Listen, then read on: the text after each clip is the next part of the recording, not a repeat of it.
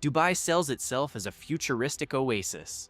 Towers, beaches, artificial islands rising out of the sand.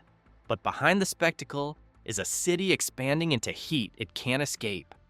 The master plan stretched neighborhoods along giant highway corridors like Sheikh Zayed Road and the E311. Homes, offices, and malls were pushed miles apart, with almost no walkable connections. The result? A city where more than 4 out of 5 trips happen by car, even when summer temperatures sit near 45 degrees. The metro arrived too late and in the wrong places, slicing through business and tourist districts while leaving huge residential zones, like International City, far from any station. For many workers, reaching the train means a long ride on a crowded bus, or just giving up and driving. Offshore, the gamble got even bigger. Palm Jumeirah and its unfinished siblings were built to redraw the coast and prove anything was possible. But those artificial islands disrupted currents, trapped stagnant water, and now demand constant engineering just to stay stable. Dubai's experiment didn't bring people closer together. It scattered them across a baking landscape that only works as long as the air conditioning stays on. Beijing tried to solve growth with geometry. One ring road, then another, then another. 6 concentric highways now wrap the capital like targets, each one built to fix congestion. For a moment, traffic eased. Then the new capacity filled and the pressure moved outward. People were pushed further from the center, into districts where commuting can take hours each day. Cars packed the rings. The subway system exploded in size to keep up, but still strains under crowds that crush into trains at rush hour. The side effect hangs in the air. Exhaust and factory pollution swirl inside this bowl of concrete, trapped by geography and infrastructure. During the worst airpocalypse days, the sun becomes a pale disk behind toxic haze, and breathing outdoors feels like smoking a pack of cigarettes by lunchtime. Beijing didn't just build a traffic system, it built a machine that turns growth into pressure, and then sealed that pressure inside its own circular walls. Brussels is the capital of the European Union, a symbol of cooperation and shared rules. Inside the city itself, almost nothing is shared. 19 municipalities, overlapping agencies, and competing language communities all pull in different directions. A simple road change can require approval from multiple layers of government that barely speak to each other. The flagship project meant to prove Brussels could modernize is the Central Pedestrian Zone, the piétonnier. It was supposed to turn the heart of the city into one of Europe's largest car-free areas. On paper, clean air, lively plazas, a showpiece for sustainable design. In reality, politics tore it apart.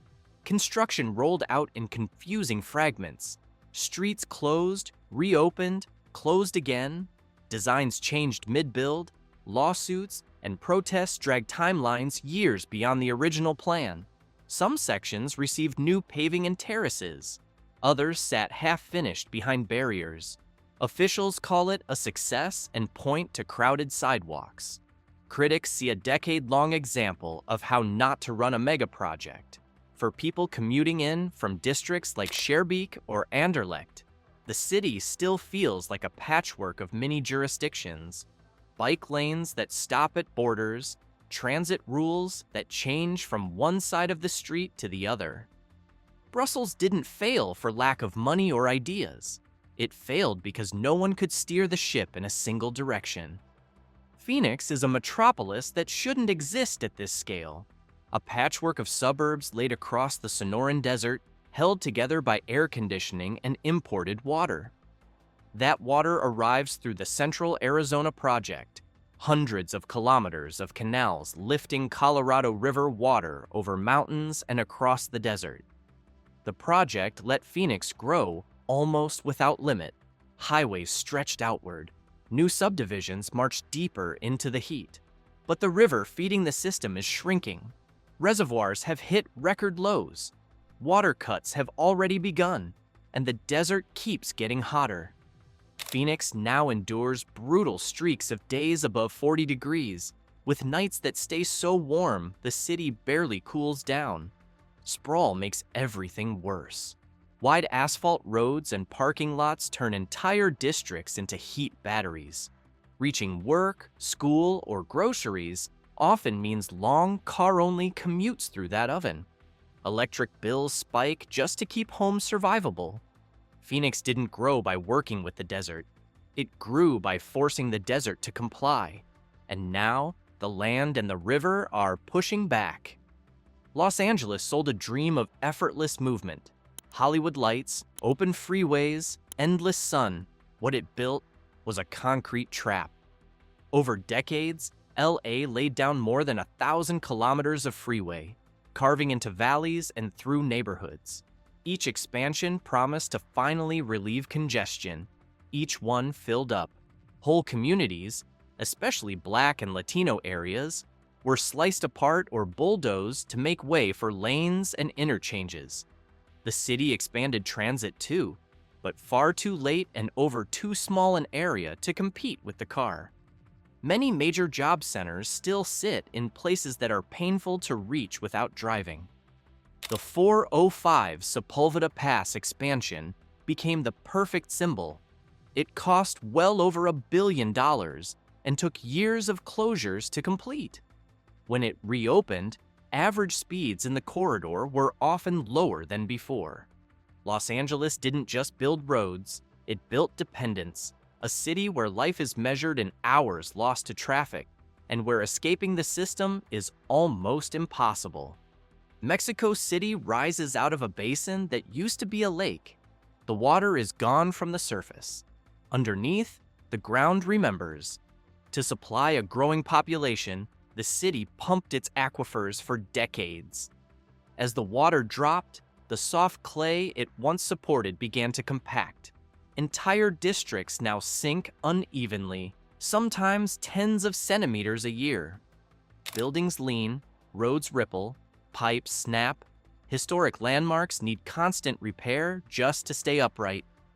In the middle of this, Mexico launched one of the most ambitious airport projects on Earth, a vast new hub built on former lake bed outside the city. It was meant to be a 6-runway gateway for Latin America.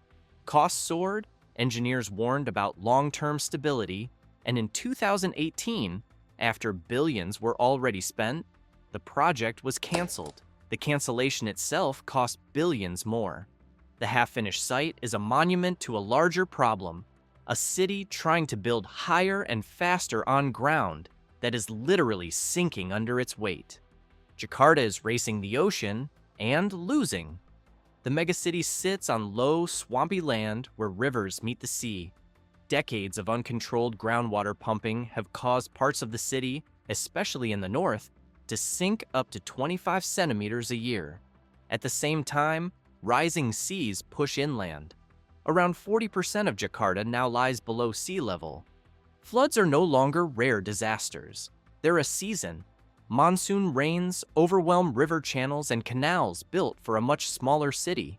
Seawater pushes over defenses and through broken drainage.